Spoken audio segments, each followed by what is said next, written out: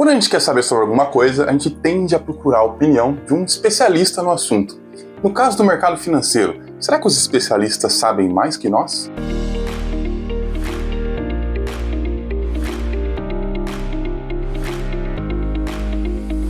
Sejam bem-vindos ao canal Valoriza, eu sou o Enéas e hoje a gente vai falar um pouquinho sobre as previsões de mercado, sobre os analistas, sobre os especialistas e o quão certo ou errado eles costumam estar.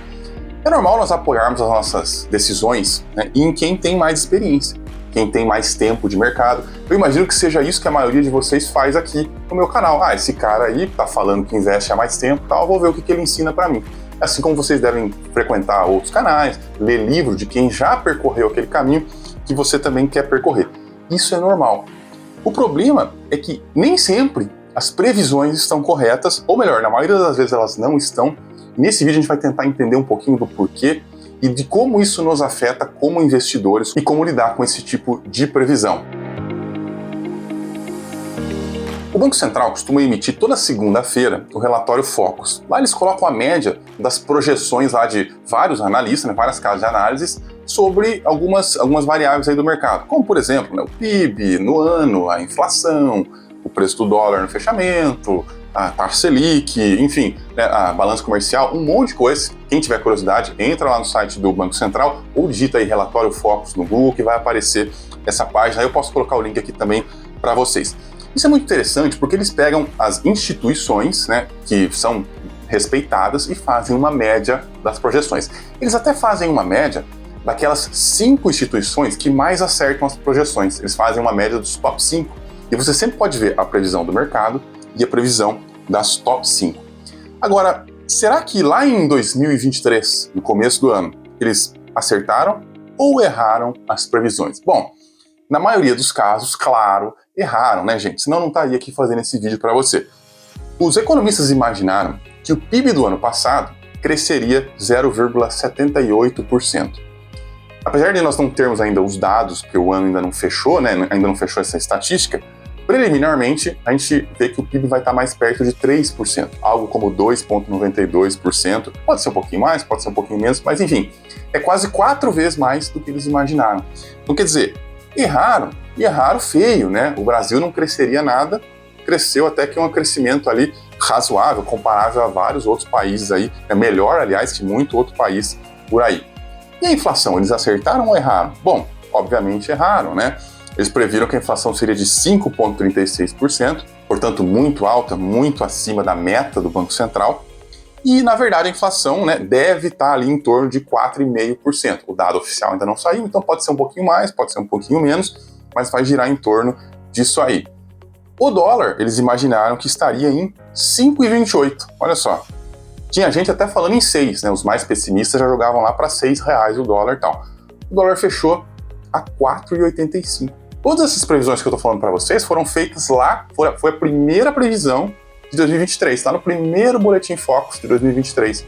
E o ano estava começando e o pessoal achou que era assim que o ano iria terminar. E a Selic? A Selic eles quase acertaram, Acharam que ia terminar em 12,25, terminamos aí em 11,75, então essa foi na trave, A Selic também é uma das estatísticas mais fáceis de acertar, porque o próprio Banco Central já dá uma diretriz, já aponta mais ou menos para onde vai.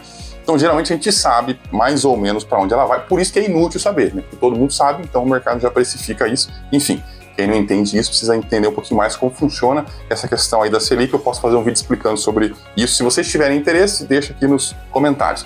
E tem lá também outras estatísticas, Vocês podem olhar lá, ver o relatório e ver, vocês podem pegar o histórico, Vocês pegam lá o relatório lá de janeiro de 2023, o primeiro, e olha o que eles imaginavam que ia ser a balança comercial, enfim, um monte de outro lá, o déficit do governo, e ver o que eles acertaram ou o que eles erraram. Isso que eu falei é só de 2023, Nessa imagem aqui eu trago para vocês o erro que eles têm na previsão do PIB de vários anos. Olha só como eles erram. Então a gente viu que, de forma geral, esses caras erram muitas previsões e eles são os especialistas, muito melhores do que nós, muito melhores do que eu. Tem ferramentas muito melhores do que eu, do que você, do que as pessoas que a gente conhece, convive. E mesmo assim, eles erram. Então, em qual tipo de previsão nós podemos confiar? A gente acabou de ver que os maiores especialistas costumam estar errados nas previsões. Então a questão é, dá para confiar em alguma previsão? De quem que eu posso confiar? Bom, o que acontece, o que é muito engraçado, é que esse pessoal que é pago para isso erra. E aí a gente, investidor, o pessoal, a sardinhada, a manada, vai acreditar no que fala um youtuber. Né? Um youtuber fala assim, eu desisti de investir no Brasil, agora só invisto no exterior. Aí vai uma galera atrás, né? Não, um influenciador lá no Instagram, né, fala que esse momento vai ficar ruim para tal coisa, o mercado de carros elétricos vai para tal rumo, o juro vai para não sei na onde. E aí a galera vai seguindo tudo atrás. Você só pode estar de brincadeira, né? Mas tem um monte de gente que segue, um monte de gente que acredita, leva a sério. Por quê? Porque o cara fala bem, tem um canal bonito, ajeitadinho, fala, convence as pessoas com a palavra, né? E aí uma galera vai atrás. Faz sentido isso? Obviamente que não. Por quê? Porque o cara, primeiro, que não é um especialista, primeiro que ele não recebe para fazer previsão, esses aqui do relatório Focus recebem, e mesmo assim erram. Esse cara não sabe nem o que ele está falando. E ele pode desenrolar uma tese bonita ali sobre o porquê que isso está acontecendo, e para onde isso vai, e que a guerra vai ir para não sei na onde, e que o governo americano vai tomar tal atitude, que o mundo vai tal... O cara pode fazer lá uma tese de doutorado bonita sobre isso. Ainda assim, é especulação, é previsão de futuro, e investidor sério tem que ignorar, bloquear e nunca mais ver esse tipo de coisa, porque isso atrapalha. Uma hora ou outra que você está mais fraco, isso entra na sua cabeça e vai atrapalhar a sua estratégia. Mas tem casos piores, né? Você tem, por exemplo, aquele pessoal que acredita, sei lá, o colega de trabalho lá fala que o Bitcoin vai bombar. E aí você acredita. Quer dizer, os maiores economistas não sabem nada. Quem sabe é o seu amigo lá, seu coleguinha de trabalho, o Zezinho, que disse que o Bitcoin vai revolucionar a indústria, né? Ou que o seu cunhado que fala que esse aqui vai ser o maior crash desde 2029, que estão imprimindo muito dinheiro. Enfim, sempre tem esse cara. E se você leva isso a sério, né, você tem que rever. Não é que não é para conversar. Pode conversar com as pessoas, pode falar abobrinha, mas não leve isso a sério. Não traz isso para sua carteira de investimentos, senão você vai perder.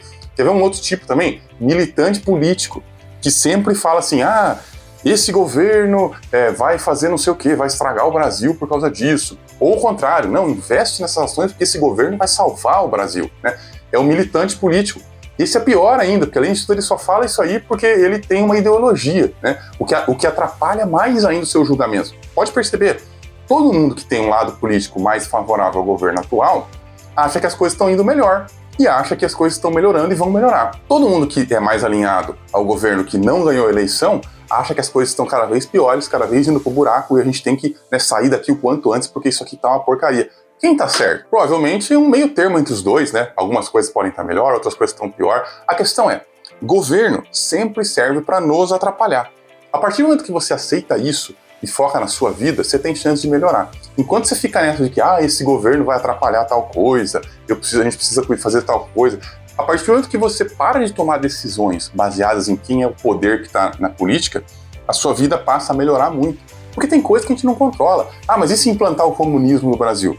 Se implantar o comunismo no Brasil, você, inscrito aqui no meu canal, sabe que a gente tem capital fora do Brasil, a gente tem ativos que não vão sofrer com isso, a gente vai sair do Brasil e pronto. Vai continuar vivendo a nossa vida normalmente, né? Vai ser uma desgraça? Vai. Mas, enfim, a gente se preparou para isso. Agora, você não vai montar uma estratégia de investimentos porque você acha que o governo vai implantar o comunismo, né? Estou usando aqui um exemplo esdrúxulo, né? Mas pode ser qualquer coisa do gênero. A gente não pode tomar nossas decisões baseadas nessa turma. E sempre essa turma tem uma opinião. Eu não gosto do Elon Musk, então eu acho que a Tesla vai falir. Simples, porque são carros de plástico que parece mais um celular, que não sei o quê. É a opinião do cara altamente enviesada. Então, cuidado com o militante político. O militante político é o pior tipo de pessoa que você pode ouvir conselho em relação a investimento. Ele sempre vai estar otimista demais ou pessimista demais, dependendo de quem está no poder. Então, no fim das contas, a gente não vai conseguir confiar em previsão nenhuma de futuro, porque provavelmente a maioria delas vai estar errado. Claro que um ou outro vai acertar, né? Afinal, até um relógio parado acerta a hora 2 vezes por dia. Então, um ou outro vai acertar, claro. Mas acerta um ano, depois no outro erra, tal. Enfim, no geral, todo mundo vai errar. Mas então, como é que eu vou fazer para investir se eu não sei para onde que as coisas estão caminhando? A gente viu que os especialistas não conseguem acertar as previsões. A gente viu que os influenciadores, os youtubers, o pessoal do Instagram também não conseguem acertar as previsões. Seu colega de trabalho que é fã de Bitcoin não consegue acertar as previsões. O seu cunhado pessimista não consegue acertar as previsões e o militante político também não consegue. Enfim, você não consegue, ninguém consegue. E aí, como é que eu vou fazer para investir? E na verdade, a gente só tem uma resposta. A gente precisa colocar as chances do nosso lado. A gente precisa trazer as chances para nosso favor. A gente faz isso, primeiramente, mitigando os riscos. Como é que a gente mitiga risco? A gente tem que ter uma estratégia. Se você investe sem ter estratégia, você vai cair na conversa de alguém. Pode ser na conversa lá do seu cunhado, pode ser na conversa do militante, pode ser na conversa de um youtuber aqui, pode ser de alguém, do influenciador, ou de algum analista, um artigo que você vai ler vai te convencer a fazer alguma coisa.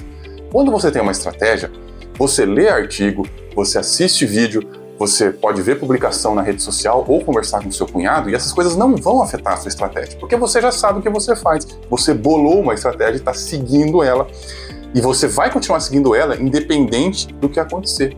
Se tiver uma pandemia, vou continuar. Se tiver uma crise, vou continuar. Se quiser implantar o comunismo, vou continuar. Não tem problema. Você tem uma estratégia, você pensou em que você ia fazer. E claro que uma das melhores formas de mitigar o risco é diversificar entre ativos e especialmente entre classes diferentes. Quem viveu a pandemia sabe do que eu estou falando. Se você investia lá em 2020, o que aconteceu?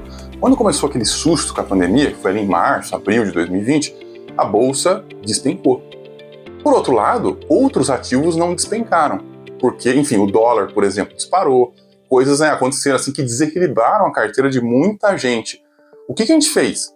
A gente que costuma comprar aquilo que está para trás, vai reequilibrando a carteira com cada novo aporte, a gente começou a comprar muita bolsa, muita ação, pela metade do preço, com 50% de desconto. Muita gente fez isso, né? Eu fiz isso um monte e se beneficiou muito disso. Ninguém se desesperou, ninguém ficou vendo artigo de quanto tempo ia durar a pandemia e que ia ser o fim da raça humana e que a vacina ia transformar você em jacaré. Ninguém se importou com isso. A gente se importou com o quê? Claro, a gente se importa com isso do ponto de vista sanitário, de saúde, mas em relação aos negócios, ninguém se importa com isso. A gente segue a nossa estratégia. Quem seguiu, quem se manteve firme lá em 2020, hoje está rindo à toa. Por quê? Porque tudo voltou. As ações subiram, os fundos imobiliários que tiveram um impacto, a maioria deles se recuperou. Claro que tem coisa que não se recuperou tão bem, enfim. Mas quem continuou firme na estratégia naquela época, hoje está dando risada. Hoje está feliz da vida. Então a moral aqui da história é nunca tomar nenhuma decisão baseada em previsão de futuro.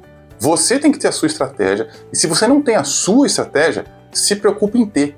Escreve uma folha com a sua estratégia, com a sua política pessoal de investimentos e cole isso daí na parede para você não esquecer. Porque você tem que ter a sua estratégia. Senão, o que vai acontecer? Você vai escutar eu aqui falando que eu tô com medo do dólar, que o dólar vai acabar porque tá imprimindo muito dinheiro. Aí o outro cara fala assim, o Bitcoin vai ser o futuro. Aí o outro cara fala que fundo imobiliário de escritório vai bombar porque o home office está acabando. Enfim, um monte de previsão de futuro. E você vai seguindo todas essas coisas aí, sem ter uma estratégia, sem ter um plano. Vai dar certo? Claro que não. A única chance que a gente tem de atingir o sucesso nos investimentos é tendo um plano, uma estratégia que sobreviva até o longo prazo, tá? Tem que ser uma coisa que aguenta essas coisas, aguenta essas dúvidas sem titubear. E eu quero até perguntar para vocês, por que vocês acham que é tão difícil ignorar as previsões de mercado? Eu acho que é por causa do medo, que é uma emoção muito forte. E quando vem uma previsão negativa, o medo toma conta, dos nossos sistemas aqui e a gente acaba tomando alguma decisão baseada no medo. No mais, antes de acabar esse vídeo, quero pedir para que você deixe o seu like, se inscreve no canal. A maioria de vocês não é inscrito, então, por favor, se inscreva aqui. Eu sempre tento trazer um conteúdo na base disso que a gente conversou hoje, sobre investimento de longo prazo, algo bem aí responsável, sem ficar dando dicas, sem ficar dando recomendação. E se vocês fazem isso, se vocês interagem aqui, comentam e tal, o YouTube vai entregar esse vídeo para mais pessoas. E isso é muito importante para mim. Então, a gente se vê semana que vem. Até lá!